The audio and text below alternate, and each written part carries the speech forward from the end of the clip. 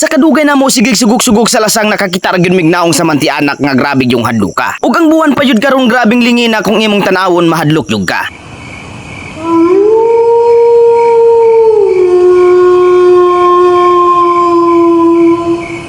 Ang oras alas 6:13 pa ni sa gabi ang mga palautugin naghinlo pa ni sa among plastaran nga among tulugan karong gabi. Ug gibagdakan dayon ni og mga kahoy nga among hiktan sa duyan nga among silbi tulugan karon gabi. Mga duyan na gyud ang among gamiton inig mga tulog nami. Wala nami nang higda sa yuta kay basin sa banakon og latayan me. Ug pagkahuman og bitay sa mga duyan ang mga palautugin sa lungnik nang giinom pa ni. Pero karon nga gabi si Mr. Sigbin sa lungnik burag wala ni kondisyon nga moinom. Kay pagkahuman og inom sa lungnik na daot man ang naong.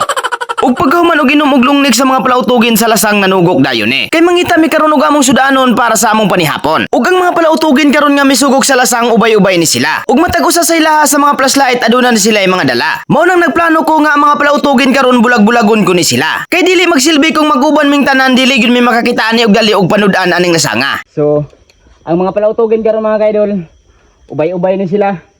So, ang nagdala sa among isa ka organ is si Mr. Sigbin. Si Mr. Sigbin amo ning ilahi. Pasuguko na mo ni siya didto para mangita siya didto og mga milo nga pareha niya og dagway. So dito kami. Sugok ka dito. Ang kami pod diri mi nga lasang musugok kay mangita mi og ubod pod sa bugahan para among sudanon karon panihapon. Basi makasamba to si Mr. Sigbin, makakuha po to siya og milo. Paldo-paldo ang mapalautugin karon. Tara, diri ta mong hula. Let's go. Let's go.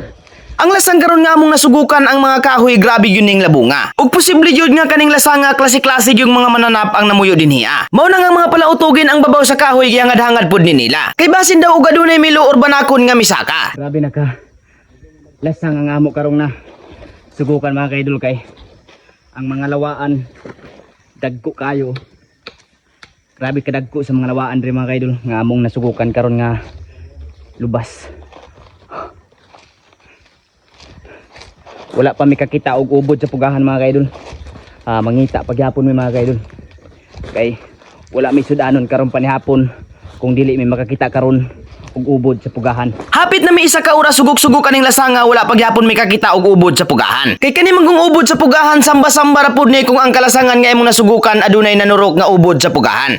So, ang oras mga kaidol, alas 7 na sa gabi. Ang mga palautugin wa pagyapon mi kitag ubod. Pero samtang nagsige ko og yaw-yaw aduna ko'y tingog nga nadunggan nga misapaw. Sa lasang pero naagi part sa mga ubod mga kaidol nga. Sabron. Run. Ang mga palautugin tungod sa ilang kakusog og dagan sa mga kahoy nga bangga na. Pero si Mr. Sigbin nga among gipapanulo og milo sa dalan nagulat-hulat na. Si Mr. Sigbin nangutana pa kaun sa daw hinungdan nga nung nanagan sila. Pero wala na nila tubaga si Mr. Sigbin og gitabangan na og dayong nila. Kay si Mr. Sigbin dugay man nakabangon pagkadas magi aning kauban niya. Pero wala gyud nila ni gibiyaan og gidala gyud ni nila. Pero si Mr. Sigbin samtang gidayungan nila mitug ani sa ilaha. Nga ang manti-anak daw nga ilang nadunggan dili daw to manti-anak kung dili tingog daw to niya. Pero ang mga palautugin padayon gyapon sa pagdayong sa iyaha. Pero pag-abot sa banbanan si Mr. Sigbin sa walay duha-duha ila ning giitsa.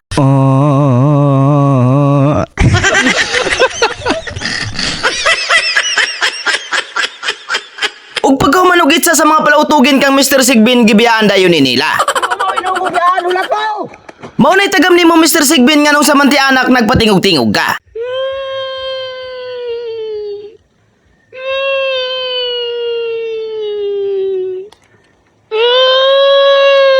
Hindi ito multo, kundi Yawa!